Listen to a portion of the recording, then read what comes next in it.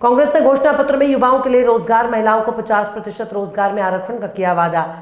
बरेली जिला कांग्रेस पार्टी कार्यालय में प्रेस वार्ता का आयोजन किया गया, जिसमें कांग्रेस के घोषणा पत्र जारी किया गया और घोषणा पत्र की उपलब्धियों को गिनाया गया, जिसमें कहा गया कि अगर कांग्रेस की सरकार बनती है तो युवाओं को रोजगार सहित किसानों का उत्थान, साथ ही गरीबों और जरूरतमंदों के लिए कदम उठाए जाएंगे। पत्रकार वार्ता को संबोधित करते हुए अखिल भारतीय कांग्रेस कमेटी के सचिव और पूर्व विधायक संजय कपूर ने कहा कि कांग्रेस का घोषणा पत्र जनता का घोषणा पत्र है।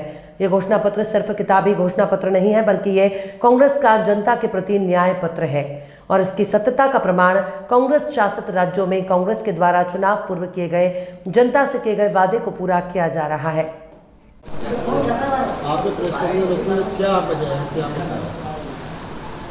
आज 2024 का जो कांग्रेस का न्याय पत्र है, उसके संबंध में हमने कुछ बातें आपके सामने रखना चाहते हैं। जो कांग्रेस का न्याय पत्र आया है, उस पर 5 न्याय हैं मुख्य तौर पे और 25 गारंटी हैं।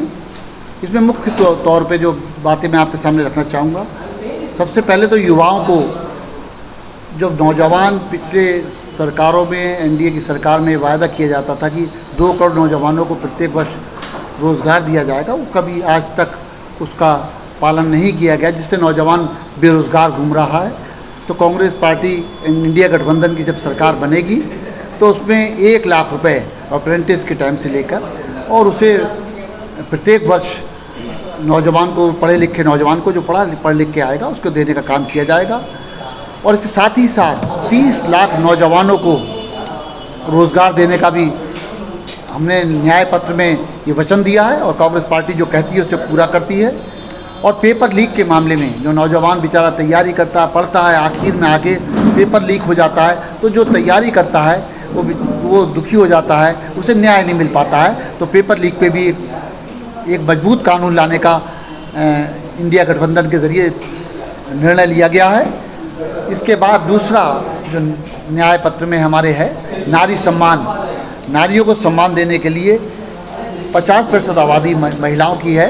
सरकार बनने के बाद इंडिया गठबंधन की 50% महिलाओं को उसमें भागीदारी दी जाएगी, नौकरियों में उनको आरक्षण दिया जाएगा, ताकि महिलाएं भी अपने पैरों पे खड़ा हो सकें और देश की में भागीदारी अपनी सुनिश्चित कर सकें। और गरीब परिवार की महिलाओं को, जो गरीब परिवार की महिलाएं हैं, उन्हें 1 लाख रुपए, उनकी जो मुख्य महिला होंगी परिवार की, उसे 1 लाख रुपए प्रति वर्ष देने का फैसला, देने का वचन न्याय पत्र में किया गया है। और महिलाओं के साथ कोई अन्याय ना हो, कोई अत्याचार ना हो, उस पर गंभीर कानून लाने का न्याय पत्र में वचन दिया गया है। ज़्यादा से ज़्यादा मजबूत कानून लाए जाएंगे ताकि उन पर अन्याय अत्याचार से बचा जा सके। और ख़ास तौर से आज पूरा देश जिस लड़ाई को लड़ रहा है, किसान देश का किसान दुखी है और परेशान है, उसे न्याय नहीं मिल पा रहा है। लोकतांत्रिक परंपराओं में ये माना जाता है कि किसान अन्नदाता है और अन्नदाता अन्न जो हमें देता है वो अपनी मांग को, एमएसपी की मांग को बड़ी मजबूती से पिछले कई वर्षों से रख रहा है, मगर इस एनडीए की सरकार की कान पे जूं नहीं रेंग रही है। हमने न्याय पत्र में वचन दिया है, सरकार बनते ही एमएसपी लागू की जाएगी और जो किसानों की, जो कृषि यंत्र की जो यंत्र हैं, उन पर जीएसटी से उन्हें मुक्ति दिलाई जाएगी। इससे बहुत बड़ा लाभ किसानों को मिलेगा। इसके अलावा जिसकी जितनी भागीदारी होगी, भागीदारी न्याय है, उसका हम जातिगत जनगणना के ज़रिए उसे निर्णय करेंगे। जिसका जितना जातिगत आंकड़े के हिसाब से बैठता है उसे उसका न्याय मिले, उसको उस पर उसे उतनी उसकी क्षमता के अनुरूप उसको काम मिल सके, इस पर हम काम करेंगे। और ये हमारा न्याय पत्र का वायदा है।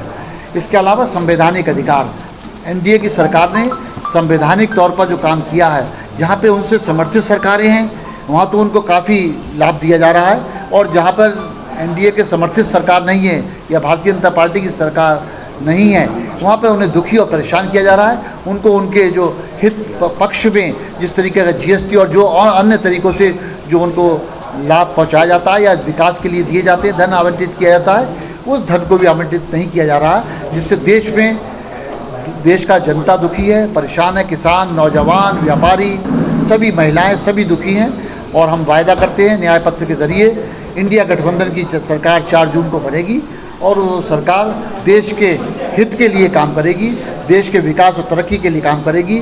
ये चुनाव सामान्य चुनाव से भिन्न है, ये लोकतंत्र की रक्षा का चुनाव है।